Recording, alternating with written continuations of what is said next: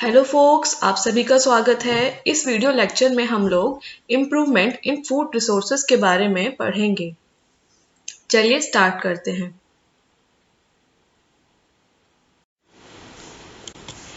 Crop protection management. Field crop are infested by a large number of weed, insect, pest and diseases. तो क्या होता है, जो हमारी क्रॉप होती है उस पर इन्फेस्टेशन हो सकता है। किसका इन्फेस्टेशन हो सकता है? इंसेक्ट, पेस्ट का, डिजीजेस का, या फिर कुछ अनवांटेड प्लांट, जैसे कि हम क्या बोल सकते हैं, उन्हें वीड्स बोल सकते हैं। तो व्हाट आर वीड्स? तो वीड्स क्या होते हैं?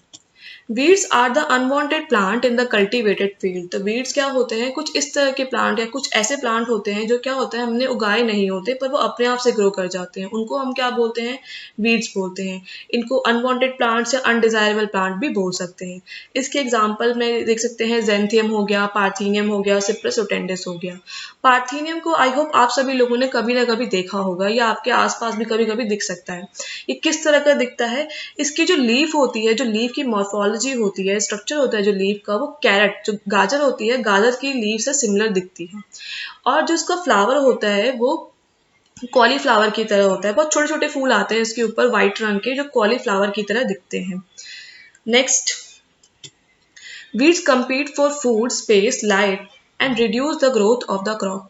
तो जो वीड प्लांट होते हैं वो compete करते हैं हमारे क्रॉप प्लांट से। किसके लिए? फूड के लिए, स्पेस के लिए, लाइट के लिए। जिससे क्या होता है, हमारे क्रॉप प्लांट की जो ग्रोथ होती है वो रिड्यूस हो जाती है। Therefore, it is essential to remove weed from cultivated field। तो इसीलिए क्या है, जरूरी है कि हम फील्ड के अंदर से वीड को हटा दें। नहीं तो क्या होगा, हमारे क्रॉप प्लांट जो है वो ढंग से डेवलप नहीं हो पाएगा, ग्रो नहीं पाएगा और हमें अच्छी खासी ईल्ड नहीं मिलेगी। Insect, pest and diseases. Insect pests attack the plant in three ways. They cut the root, stem and leaf. They suck the cell sap, liquid content of the plant from various part of the plant. They bore into stem and fruit। तो देखते हैं, तो जो insect pest होते हैं वो तीन तरीके से हमारे प्लांट को अटैक कर सकते हैं। पहला तरीका है they cut the root, stem and leaf. तो इंसेक्ट पेस्ट क्या करना स्टार्ट करते हैं, ये लीफ को खाना स्टार्ट कर देते हैं, या फिर स्टेम को डैमेज करना स्टार्ट करते हैं कटिंग के थ्रू, या फिर रूट को भी डैमेज कर सकते हैं ये। नेक्स्ट तरीका क्या होता है? नेक्स्ट होता है कि ये क्या करते हैं, जो सैप होता है, सैप का मतलब होता है liquid content of the plant. तो ये प्लांट के लिक्विड कंटेंट को सक करना स्टार्ट करते हैं, तो ये प्लांट को इस तरह से डैमेज कर सकते हैं। Third is they bore into the stem and fruit. तीसरे तरीके में क्या होता है कि ये क्या करते हैं, होल्स क्रिएट करते हैं स्टेम के अंदर एंड फ्रूट के अंदर।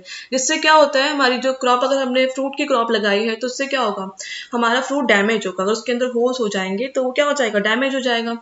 तो इस तरीके से ये तीन तरीके से जो पेस्ट होते हैं वो हमारे प्लांट को अटैक कर सकते हैं। Diseases. Pathogen such as bacteria, fungus and viruses cause diseases in plant. तो प्लांट में जो डिजीजेस कॉज करने वाले पैथोजन हैं वो हैं bacteria, fungus and viruses. Pathogen can be transmitted through the soil, water and air. तो पैथोजन कैसे ट्रांसमिट हो सकते हैं, क्या मोड हो सकता है उनका ट्रांसमिशन का? तो वो सॉइल के थ्रू भी ट्रांसमिट हो सकते हैं, वाटर के थ्रू भी एंड एयर के थ्रू भी। चलिए नेक्स्ट स्लाइड पे। Control measure. Weed, insect and diseases can be control by various method. तो चलिए मेथड्स के बारे में पढ़ते हैं, कौन से मेथड्स हैं जिनके थ्रू हम लोग इन वीड्स, इंसेक्ट एंड डिजीज को कंट्रोल कर सकते हैं। One of the most commonly use method is the use of pesticide which include herbicide, insecticide and fungicide. तो सबसे ज्यादा यूज किया जाने वाला जो मेथड है वो है यूज ऑफ पेस्टिसाइड। तो पेस्टिसाइड क्या है? पेस्टिसाइड का मतलब है, पेस्टिसाइड को अगर ब्रेक करते हैं तो टू वर्ड्स आते हैं, पेस्ट एंड साइड। तो पेस्ट क्या होता है? पेस्ट तो आप सभी को समझ में आ रहा है कि इंसेक्ट है, एंड साइड का मतलब होता है टू किल। तो ऐसे केमिकल जो क्या करेंगे, पेस्ट को किल करेंगे, उनको बोलते हैं पेस्टिसाइड। ऐसे ही हर्ब है तो हर्बिसाइड, इंसेक्ट के लिए है तो इंसेक्टिसाइड एंड फंगस के लिए है तो फंगिसाइड। चलिए नेक्स्ट देखते हैं। These chemical are spray on the crop plant और use for treating seed and soil.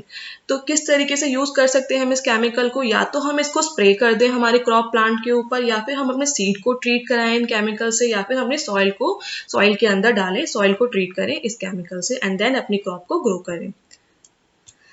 Extensive use of these chemicals create problems since they can be poisonous to many plants and animal species and cause environmental pollution. तो क्या होता है, अगर हमने ज़्यादा use करा है इन केमिकल्स का तो कुछ प्रॉब्लम्स क्रिएट करते हैं ये केमिकल्स. वो क्या प्रॉब्लम होती है, इनकी वजह से क्या होता है, कुछ प्लांट के लिए ये केमिकल्स पॉइजनस होते हैं. तो वो प्लांट जो वीड नहीं है तो वो भी क्या होते हैं, इन केमिकल्स की वजह से किल हो जाते हैं. और कुछ एनिमल स्पीशीज भी होती हैं जो इनकी वजह से क्या हो जाती हैं, इनकी वजह से किल हो जाती हैं या फिर वो केमिकल्स इनके लिए पॉइजनस हो जाता है.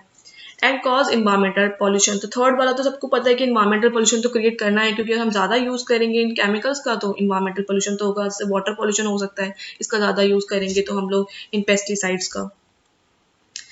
Next is weed control method also include mechanical removal.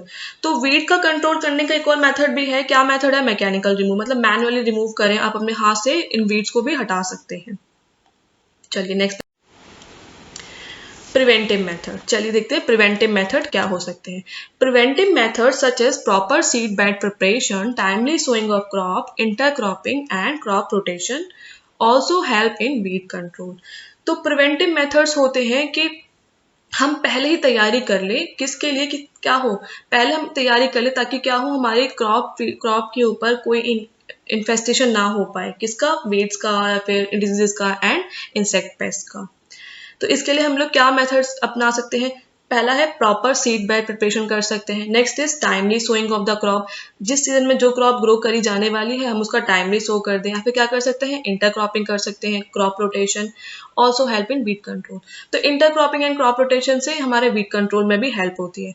अगर आपको इंटरक्रॉपिंग और क्रॉप रोटेशन टर्म समझ में नहीं आए तो आप मेरी प्रीवियस वाली वीडियो में जाकर भी देख सकते हैं. Some other preventive measures against pests are the use of resistance variety and summer plowing, in which fields are plowed deep in summer to destroy weeds and pests. तो अदर प्रिवेंटिव मेजर है किसके लिए, paste के लिए. Paste के against क्या कर सकते हैं कि हम क्या ऐसी मतलब प्रिवेंटिव मेजर करें जिससे क्या हो, हमारी क्रॉप के ऊपर पेस्ट का अटैक हो रहा है तो भी क्या है, हमारी जो क्रॉप है वो सेफ रहेगी. तो हम क्या कर सकते हैं, इसके लिए रेजिस्टेंस वेराइटी बनाते हैं. रेजिस्टेंट वेराइटी का मतलब क्या है, वो वेराइटी ऐसी वेराइटी होगी जो उस पेस्ट के इन्फेस्टेशन के लिए रेजिस्टेंट होगी. मतलब अगर पेस्ट का हमला हो भी जाता है हमारी क्रॉप के ऊपर तो भी हमारी क्रॉप को कोई फर्क नहीं पड़ेगा और हमें ईल्ड भी अच्छी मिलेगी. सेकेंड, हम क्या कर सकते हैं, समर प्लाउइंग कर सकते हैं, in which fields are plough deep in summer to destroy weeds and pest. तो क्या कर सकते हैं, इसमें हम लोग क्या करते हैं, बहुत ज्यादा खोदते हैं, डीप खोदते हैं ताकि क्या हो, वीड्स और पेस्ट क्या है वो डिस्ट्रॉय हो जाए. चलिए next is storage of grain. Factor responsible for storage losses. तो कौन से फैक्टर हैं जिसकी वजह से क्या होता है, स्टोरेज के दौरान लॉसेस होते हैं. तो first factor is biotic factor. Biotic factor में क्या होगा, जितने भी लिविंग थिंग्स हैं, लिविंग वाले जो फैक्टर्स होते हैं उनको हम लोग बायोटिक बोल देते हैं. जो लिविंग फैक्टर्स जैसे कि इंसेक्ट हो गया, रोडेंट्स हो गए, फंगस हो गए, माइट्स हो गए एंड बैक्टीरिया. अब जो बायोटिक फैक्टर है मतलब नॉन लिविंग कौन से फैक्टर्स है जिसकी वजह से हमारे स्टोरेज लॉसेस हो सकते हैं, जैसे कि मॉइस्चर हो गया एंड टेम्परेचर हो गया. These factors cause degradation in quality, loss in weight, poor germinability, discoloration of produce and poor marketability. तो क्या होता है इनकी वजह से, हमारी डिग्रेडेशन होता है क्वालिटी के अंदर, वेट का लॉस हो जाता है, या फिर जो हमारा सीड होता है वो जर्मिनेट नहीं कर पाता है, या फिर पुअर जर्मिनेबिलिटी होती है, डिस्कलरेशन ऑफ द प्रोड्यूस होता है एंड प्रॉपर मार्केटिंग नहीं हो पाती है. चलिए तो प्रिवेंटिव एंड कंट्रोल मेथड्स देख लेते हैं इसके लिए. It include strict cleaning of the produce before storage. तो क्या करना चाहिए, स्टोर करने से पहले हमें क्या करना है, बहुत अच्छे से क्लीन करना है. Proper drying of the produce first in the sunlight and then in the shade. और क्या कर सकते हैं, प्रॉपरली हमें क्या करना है, अपना जो भी प्रोड्यूस है, जैसे कि अगर हमने प्रोड्यूस के यहाँ पर क्रॉप ले ली, वीट की क्रॉप है, तो उसे क्या करना है, प्रॉपरली ड्राई करना है, पहले सनलाइट के अंदर और फिर शेड के अंदर, फिर जाके उसको स्टोर करना है. Next is fumigation using chemical that kill paste. और अगर हमें पता है कि हमारे यहाँ पर पेस्ट का इन्फेस्टेशन हो सकता है तो हम क्या कर सकते हैं, फ्यूमिगेशन करा सकते हैं. फ्यूमिगेशन क्या होता है, इसमें फ्यूमिगेंट्स होते हैं, वही केमिकल्स होते हैं जो क्या करते हैं, पेस्ट को किल कर देते हैं. आई होप आपको ये वीडियो लेक्चर अच्छे से समझ में आया होगा. Thank you for watching, happy learning. अगर आपको यहाँ पर पढ़ाए गए वीडियो लेक्चर समझ में आ रहे हैं तो प्लीज़ हमारे चैनल को सब्सक्राइब कर दीजिए और प्लीज़ अपने दोस्तों के साथ भी शेयर कीजिए.